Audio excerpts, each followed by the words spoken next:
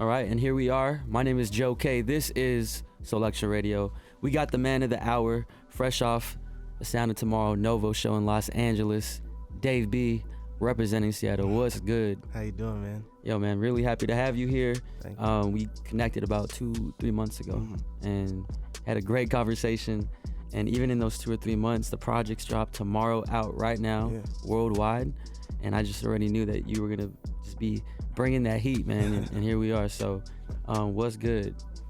First, just thank you for having me, bro. But before we actually came into LA, we did some dates in Washington with Macklemore. Yep. And I really just been trying to make more music, just make new music, and push the project this out. It's been getting a pretty good response, and just trying to keep shit going. Yeah. So, when was it? I want to say 3 or 4 months ago. Sango sent me this Dropbox link, and it was a bunch of roughs to Tomorrow. And at first I'm like, who's rapping? I didn't recognize the voice, and he was super low key. He didn't tell anybody that he was working on this project with you. And we all know when he works with an artist, he really, really has to be feeling that person. So once he's like, oh yeah, this guy's from my hometown, he's from Seattle. And then that got my attention because there's not much that comes out of Seattle. Yeah. You know what I'm saying? So it's really refreshing to hear someone young and forward thinking who has a great flow and great beat selection like yourself. Thank you, man. Yeah, man. How did the whole Sango relationship kind of build?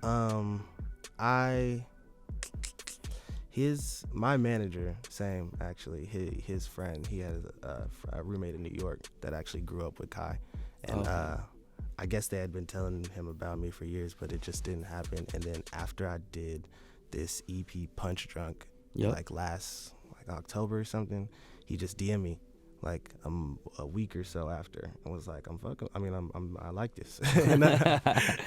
And I was like, yeah, man, I'm listening to the DR3 project right now.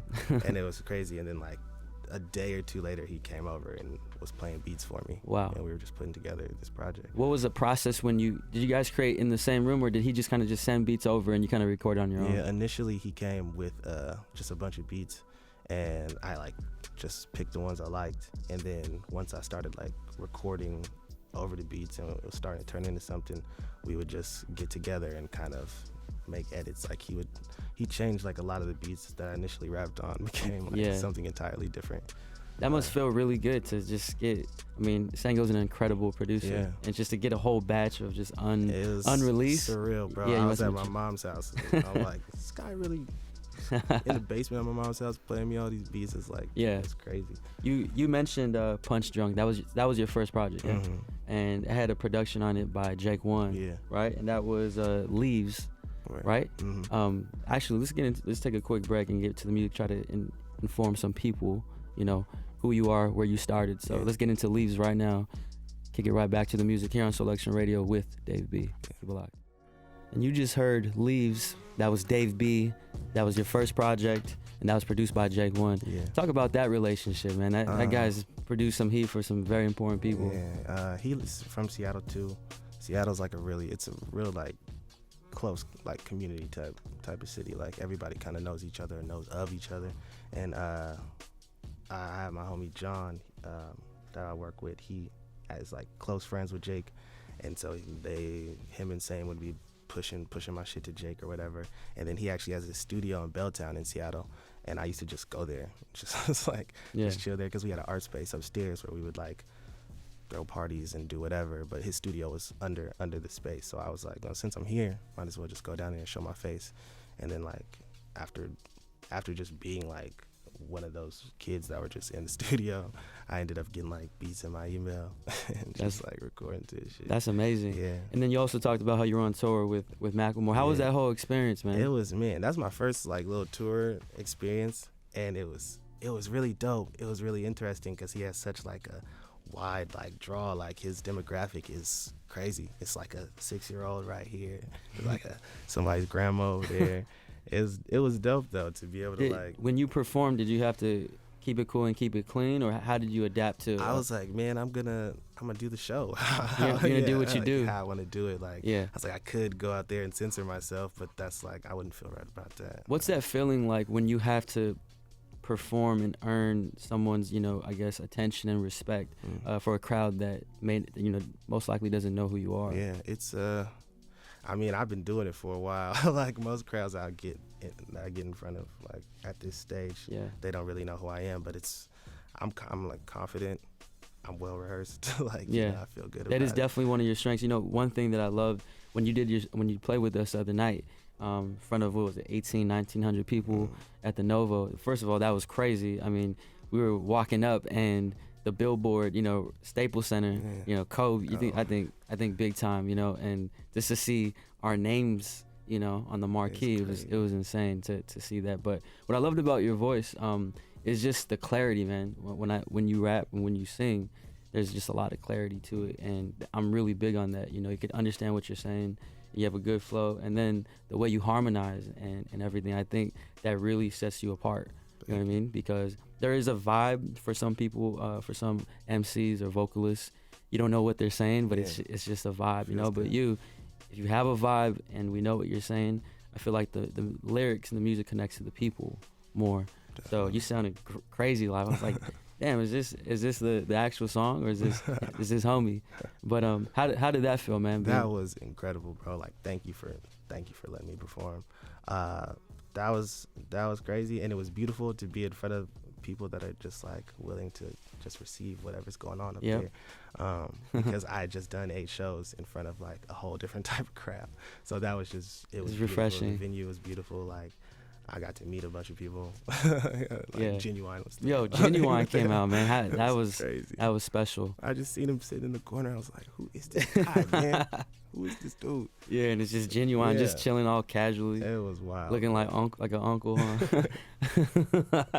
He was dope. Yeah, but so let's go right back to this music and your project Tomorrow. Obviously, we talked about Sango, but what's the storyline? You're telling the story about Seattle. Yeah. Yeah.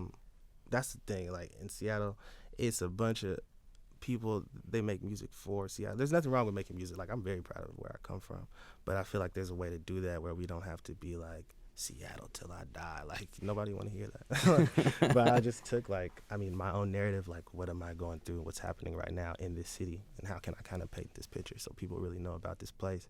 And it didn't have to be anything obvious, as much as just the stories were real. Yeah. And Sango, man, with the soundscape, it was crazy. Like, it sounded so Seattle. Why do you think there's a lack of musicians or should I say like artists? Like, there's no signature sound there, it seems like.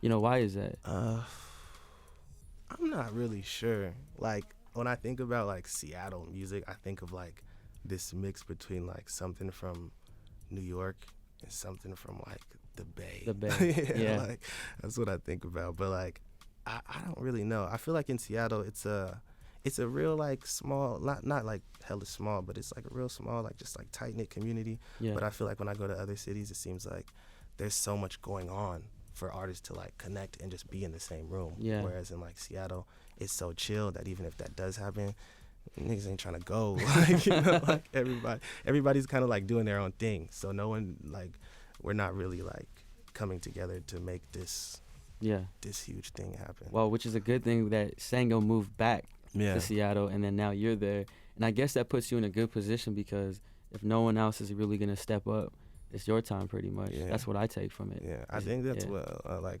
one of his many motives for moving back to Seattle is like to kind of bring back to the city, put the city on his back, and same thing with you as well. Let's get in. I really love the song Olive Oil. Oh, yo, that hey, Darius produced that. Yo, shout out. That beat is hard. I love it. The flow. Let's get into that right now. We'll be right back here on Soulection Radio with Dave B. Keep it locked. We're back here with Dave B. You just heard Olive Oil and Outside, and that was produced by my homie Stuart from Portland. Did the sample, and then Vitamin D did the drums. Yeah, Vita's like a super Seattle OG. He's like pretty much gave Jake his little swing when he came to making beats. When was that recorded? Olive Oil? No. Outside? Outside. You're like, you definitely sound younger, and you definitely like you're finding your lane. I think it was either like the end of 2014 or like the beginning of the spring last year. How long have you been rapping? Seriously, for like maybe like 5 years. Okay. But I've always been trying to rap and make music. Are you always writing? Are you always coming up with things, or do you have your moments where you just like your kind of creative block, or? I have those. I feel like everybody has those moments, but mostly like I voice memo a lot throughout the day. Yeah. Like, oh, that little note, that little line sounded cool. I record that or write it down in my notes or whatever. But I usually like to just make music in the moment, like most of the time. But I'm always making music because that's. What about, when did you start singing? I used to be in choirs from like. That makes sense. Yeah, from when I was a child. Well, speaking of that, your pops. Yeah, let's talk about your dad. He was he used to be a youth pastor at the church. So then I'm obligated to just be in everything in the church.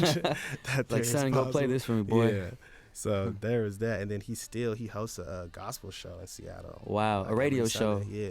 What? Mm-hmm. What's the station? It's C89.5. Wow. FM. How long is the show? He goes from like he'll leave the house at like 6 in the morning. Dang. And then I think they stop at like 2. They change back over into everything. But so is he always playing music around the crib? Yeah, he got, especially with now he got speakers, all Bluetooth speakers out there right now. With his iPad. Have you linked him up with Sango? Because, man, Sango and his gospel. Yeah, man, that would be crazy. They haven't met, though. Yeah. He met my mom the first time that he had ever came over. But and I heard, too, he also played He plays bass. He played the bass for Stevie he went Wonder. On tour with Stevie. That's crazy. And he was in like this, just this gospel group.